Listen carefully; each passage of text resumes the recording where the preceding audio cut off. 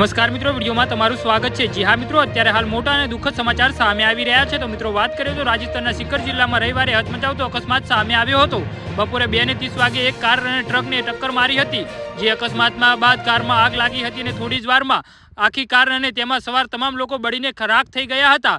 જી હા મિત્રો, અત્યારે હાલ મોટા અને દુઃખદ સમાચાર સામે આવી રહ્યા છે। તો મિત્રો સમાચારમાં વધુ વિગતવાર વાત કરીએ તો ભીષણ આગના કારણે થોડી જ વારમાં 2 માસૂમ બાળકો અને પરિવારની 3 મહિલાઓ સહિત 7 લોકો જીવતા દાઝી ગયા હતા। આગ એટલી વિકરાળ હતી કે કોઈ કશું કરી શક્યું ન હતું। પરિવારમાં સલાસર બાલાજીના દર્શન કરીને મેરઠ તરફ પરત ફરી રહ્યા હતા અને બળીને મૃત્યુ પામનારા પતિ પત્ની, 2 પુત્રીઓ અને માતા અને કાકી સહિત 7 લોકોનો સમાવેશ થાય છે। જી હા મિત્રો, અત્યારે હાલ દુઃખદ સમાચાર સામે આવી રહ્યા છે। હાઈવે પર ઓવરટેક કરવાનો પ્રયાસ કરતી વખતે કાર એક ટ્રક સાથે અથડાઈ હતી। અકસ્માત બાદ ઘટના સ્થળે નજીકથી મળેલા મોબાઈલ ફોનની રિંગ વાગી હતી ત્યારે સ્થળ પર હાજર લોકોએ ફોન ઉપાડીને વાત કરી હતી। એક મહિલાએ ફોન કરીને પોતાને મેરઠના રહેવાસી હોવાનું જાહેર કર્યું હતું। જી હા મિત્રો, તો આના વિશે તમારું શું કહેવું છે તો નીચે કોમેન્ટ બોક્સમાં જરૂરથી જણાવજો અને મારી યુટ્યુબ ચેનલને સબસ્ક્રાઇબ કરવાનું ભૂલતા નહીં। વિડીયો પૂરો જોવા બદલ તમારો ખૂબ ખૂબ આભાર।